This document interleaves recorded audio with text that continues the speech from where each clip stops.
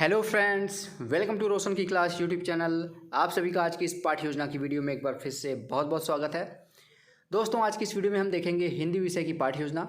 तो पूरी वीडियो ध्यान से देखिएगा। अगर आप लोगों को वीडियो पसंद आती है तो प्लीज़ वीडियो को लाइक करना मत भूलिएगा। और रेगुलर बेसिस पे अगर आप लोगों को डेली बेसिस पे अगर आप लोगों को पाठ्य योजना की वीडियो चाहिए या फिर सूक्ष्म शिक्षण पाठ्य योजना के किसी भी कौशल के ऊपर आप लोगों को वीडियो चाहिए, किसी भी क्लास का किसी भी सब्जेक्ट का आप लोगों को पाठ्य योजना की वीडियो चाहिए, तो आप नीचे कमेंट बॉक्स है उसमें कमेंट कर सकते हैं। मैं 1 से 2 दिन मैक्सिमम लूँगा, आप लोगों का वीडियो बना के रोशन की क्लास यूट्यूब चैनल के माध्यम से आप तक पहुंचा दूंगा। सिर्फ आपको रोशन की क्लास यूट्यूब चैनल को सब्सक्राइब करके रखना है। नीचे लाल कलर का सब्सक्राइब लिखा हुआ बटन आ रहा होगा, उस पर क्लिक करके सब्सक्राइब करना है। साथ ही साथ जैसे ही लाल कलर के सब्सक्राइब बटन पर क्लिक करेंगे, एक बेल आइकन आएगा, उसको दबा के ऑल नोटिफिकेशन ऑन करके रखिएगा। बिल्कुल फ्री है, जिससे मैं जो आप लोगों की वीडियो अपलोड करूँ उसकी नोटिफिकेशन आप तक पहुँच जाए और आपको पता चल जाए कि आपकी वीडियो बन गई है। बस अब शुरू करते हैं आज की वीडियो। यहाँ पे सबसे ऊपर आपको पाठ्य योजना संख्या लिखनी होती है। जिस पेज से आप पाठ्य योजना बनाना स्टार्ट करेंगे उस पेज पे सबसे ऊपर पाठ्य योजना संख्या लिखनी होती है। जैसे यहाँ लिखा गया पाठ्य योजना 13, उसी तरीके से आपका जो भी पाठ्य योजना संख्या होगा 1 2 3 4 5 6 जो भी होगा इस तरीके से लिख दीजिएगा। उसके बाद आपको नेक्स्ट विद्यालय का नाम लिखना है, जिस विद्यालय में आप पाठ्य योजना पढ़ाने के लिए जाएंगे। नेक्स्ट दिनांक लिखना है, जिस डेट पर आप ये पाठ्य योजना पढ़ाएंगे। कक्षा हमारी है 7वीं। कालांश यानी कि पीरियड यानी कि चक्र, काफ़ी कॉलेजेस में इसको कालांश कहते हैं, काफ़ी जगहों पे चक्र कहते हैं, काफ़ी अगर इंग्लिश में आप इसको देखें तो पीरियड कहते हैं। किस पीरियड में आप ये चैप्टर पढ़ाने के लिए क्लास में गए हैं, प्रथम द्वितीय तृतीय चतुर्थ जो भी होगा। उसके बाद विषय मैं आपको बता चुका हूँ। उसके बाद नेक्स्ट है समयावधि। समयावधि हमारा है आज का 30 मिनट का। नेक्स्ट है आप देख सकते हैं हमारा प्रकरण है हमारा, काफ़ी अच्छा प्रकरण है, केवट का प्रेम। इसको आप आसानी से बना सकते हैं, आसानी से पढ़ा भी सकते हैं। नेक्स्ट अब आपके सामने आएगा विषय वस्तु। काफ़ी कॉलेज में विषय वस्तु लिखने के लिए नहीं कहते हैं, लेकिन अगर आप स्टैंडर्ड स्ट्रक्चर देखेंगे कि इस चैप्टर में आप कहाँ से कहाँ तक पढ़ाएंगे, एक पैरा पढ़ाएंगे या फिर पूरा चैप्टर पढ़ाएंगे, तो उसको यहाँ पे विषय वस्तु के अंतर्गत लिख दिया जाता है। बरबस राम सुमंत्रु पखार डैश डैश डैश पखारन कहू। ठीक है, इस तरीके से लिख दीजिए। अगर नहीं कहते आपके कॉलेज वाले लिखने के लिए तो इसको हटा भी सकते हैं। नेक्स्ट आता है यहाँ पे, देखिए यहाँ पे है आपका शिक्षण उद्देश्य। इसको आप लोग विशिष्ट उद्देश्य भी कहते हैं। इसके पहले सामान्य उद्देश्य लिखना होता है। सामान्य उद्देश्य यहाँ पे इसलिए मैं नहीं बताता हूँ क्योंकि हिंदी विषय का सामान्य उद्देश्य पूरा सेम रहेगा। जो भी हिंदी विषय का पाठ्य योजना बनाएंगे, आज पहला बनाए हैं तो उसमें जो लिखेंगे सेकेंड में आप उसको सेम वही चीज़ आपको लिखना होता है, क्योंकि विषय वार आपका ये चेंज होता है। जैसे अगर हिंदी विषय है तो उसका जो सामान्य उद्देश्य होगा वो पूरे सब्जेक्ट में हिंदी के सेम रहेगा। सामाजिक विज्ञान का रहेगा तो सामाजिक विज्ञान का पूरा सामान्य उद्देश्य सेम रहेगा, क्योंकि जो सामान्य उद्देश्य के अंतर्गत पॉइंट लिखना होता है वो सामान्य उद्देश्य को, वो चैप्टर सब विषय पढ़ाने से आप बच्चों में क्या क्या विकास करना चाहते हैं, वो अगर आप सामाजिक विज्ञान पढ़ा रहे हैं तो आपका उद्देश्य सामाजिक विज्ञान पढ़ाने का समान रहेगा। हिंदी पढ़ा रहे हैं तो उसका सामान्य उद्देश्य हिंदी विषय पढ़ाने का सभी में समान रहेगा। अगर इसके पहले आप लिख चुके हैं सामान्य उद्देश्य का कोई भी यहाँ पे हिंदी विषय का सामान्य उद्देश्य कम से कम 4 से 5 पॉइंट, तो आप सेम यहाँ पे उसको उतार सकते हैं। अगर नहीं यहाँ आपको नहीं पता है तो आप मेरी वीडियो को उठा के देख लीजिएगा हिंदी विषय का, उसमें आप लोगों को सामान्य उद्देश्य मिल जाएगा। नेक्स्ट आपका आता है यहाँ पे विशिष्ट उद्देश्य। इसको यहाँ पे शिक्षण उद्देश्य भी लिख सकते हैं आप। और सेकंड कॉलम यहाँ पे बनता है अपेक्षित व्यवहारगत परिवर्तन, कि आपका विशिष्ट उद्देश्य क्या है ये चैप्टर पढ़ाने का। एज ए शिक्षक, आप शिक्षक हैं तो आपका क्या उद्देश्य है ये चैप्टर पढ़ाने का, कीवर्ड का प्रेम, और आप क्या देखना चाहते हैं कि बच्चों में आप अपेक्षा क्या करते हैं, परिवर्तन क्या देखना चाहते हैं। तो यहाँ पे देखिए ज्ञानात्मक है पहला, इसमें है विद्यार्थी कीवर्ड का प्रेम नामक कविता के भाषा तत्वों का प्रत्याभिज्ञान व प्रत्यास्मरण कर सकेंगे।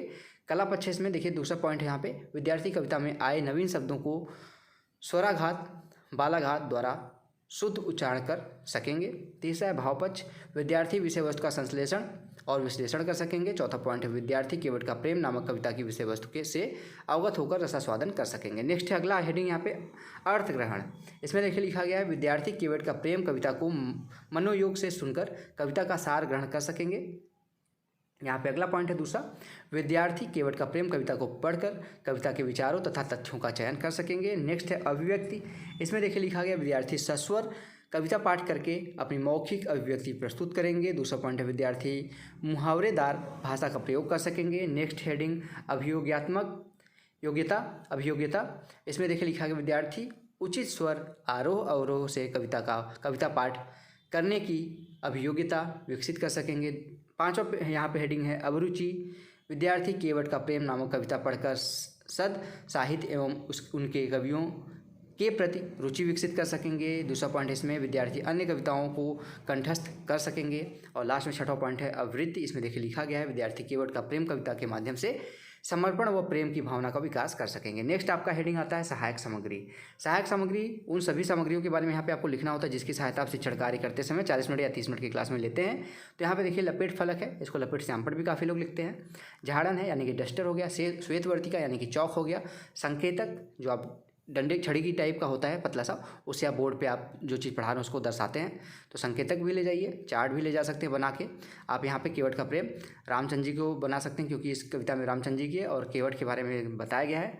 तो उनके यहाँ पे फिगर को बना के ले जा सकते हैं, या फिर जो ये कविता है वो तुलसीदास जी ने इसकी रचना की है तो तुलसीदास जी का भी फिगर बना के ले जा सकते हैं। उनकी जन्म और मृत्यु यानी कि शॉर्ट में उनका जीवन परिचय उस पर चार्ट पे बना के ले जा सकते हैं। क्योंकि काफ़ी लोग पूछते हैं कि सर आप चार्ट बता देते हैं लेकिन ये नहीं बताते कि चार्ट पे बनाया क्या जाए। तो इतना छोटा सा चीज़ है, अभी तक मैं ये नहीं समझता था कि आप लोगों को नहीं समझ में आता होगा, लेकिन काफ़ी लोग कमेंट करते हैं। तो यहाँ पे मैं आप आगे से जो भी आपको लेसन प्लान बताऊँगा, चार्ट पर आप क्या बना सकते हैं उसकी भी आप लोगों को हेल्प मैं कर दूँगा। पूर्व ज्ञान लिखना है अगली हेडिंग। पूर्व ज्ञान में देखिए लिखा गया है विद्यार्थी राजा दशरथ व उनके पुत्रों से के संबंध में सामान्य जानकारी रखते हैं। अब आता है लेसन प्लान का सबसे इंपॉर्टेंट पॉइंट, प्रस्तावना प्रश्न।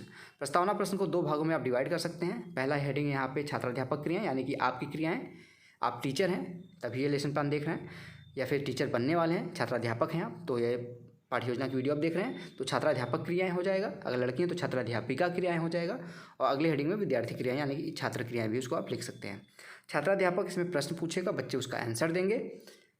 प्रश्नों के क्रम में क्रमबद्धता होनी चाहिए यानी कि पहले प्रश्न का जो उत्तर आएगा उससे दूसरा प्रश्न बनेगा, पहले प्रश्न का जो उत्तर आएगा उससे दूसरा प्रश्न, दूसरे प्रश्न का जो उत्तर उससे तीसरा प्रश्न, तीसरे प्रश्न का जो उत्तर उससे चौथा प्रश्न। कम से कम 3 प्रश्न पूछ के अपना प्रकरण निकलवा सकते हैं। मैक्सिमम 5 से 6 प्रश्न पूछा जा सकता है अपना प्रकरण निकलवाने के लिए। प्रश्नों का जो स्तर होता है वो पूर्व ज्ञान के ऊपर आधारित होना चाहिए। ऐसा नहीं कि बच्चे कक्षा 6-7 के हैं उनसे कक्षा 11-12 का क्वेश्चन पूछ लीजिए हाई लेवल का, ऐसा नहीं होना चाहिए। स्तर के अनुसार ही प्रश्न पूछने चाहिए। तो यहाँ पे देखिए पहला प्रश्न पूछा गया है, राजा दशरथ के कितनी रानियाँ थी? सभी को पता है राजा दशरथ की 3 रानियाँ थी।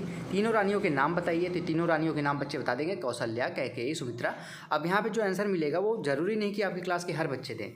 आप प्रश्न पूछेंगे, आपके क्लास में 10, 15, 20 जो भी बच्चे हैं उनमें से सभी में से कोई भी बच्चा आपका आंसर दे सकता है। तीसरा प्रश्न फिर बनेगा, कैकेयी ने राजा दशरथ से वर में क्या मांगा, यानी कि जो वचन लिया था उन्होंने उसमें क्या मांगा। तो यहाँ पे कैकेयी ने जो मांगा तो बच्चे बताएंगे।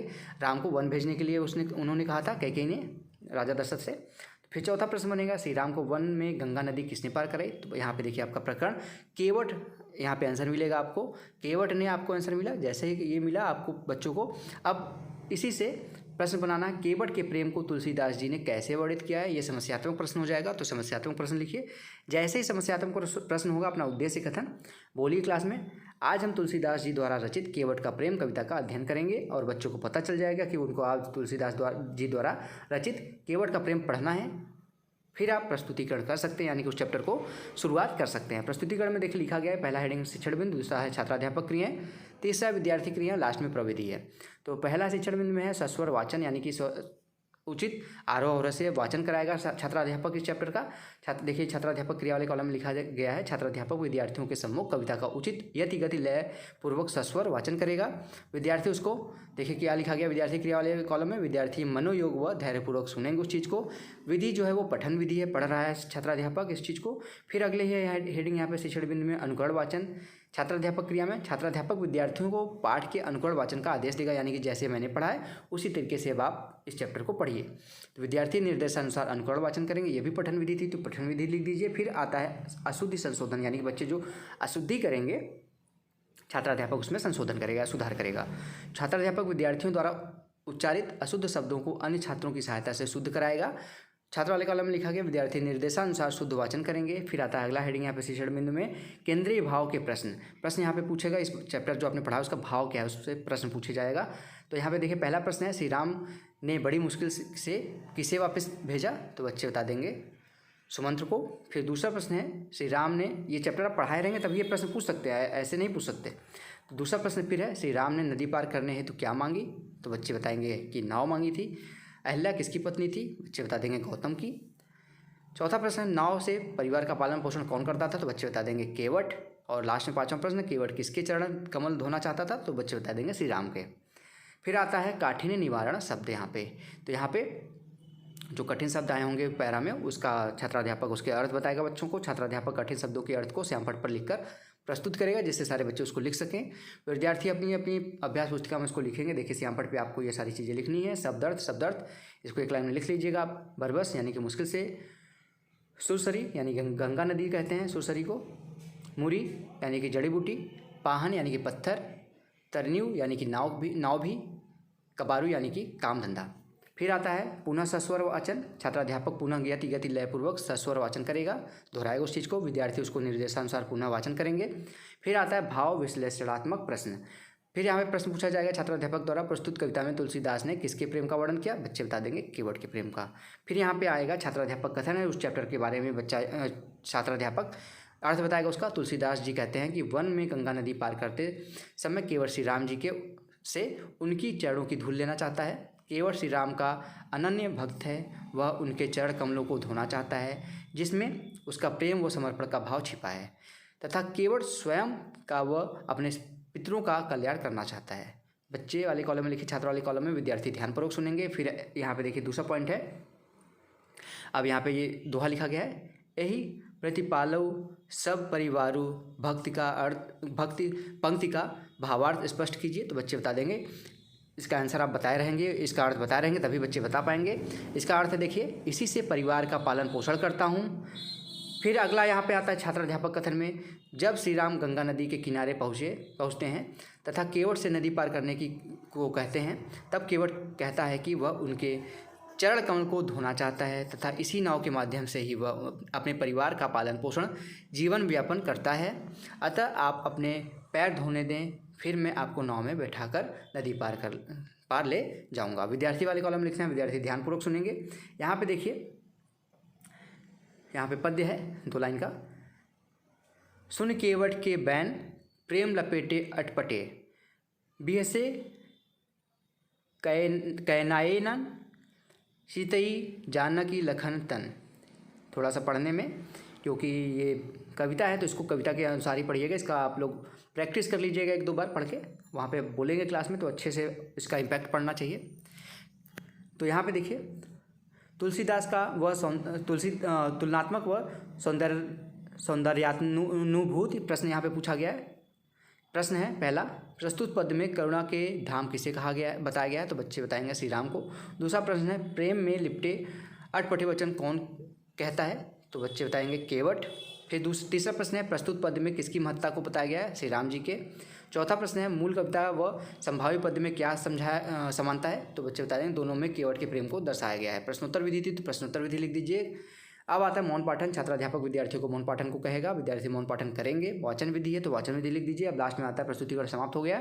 मूल्यांकन प्रश्न आता है। मूल्यांकन प्रश्न में देखिए, यहाँ पे मूल्यांकन प्रश्न पूछा गया पहला, छुअत शिला भई नारी, वह नारी कौन थी, तो बच्चे बता देंगे यहाँ पे अहिल्या थी।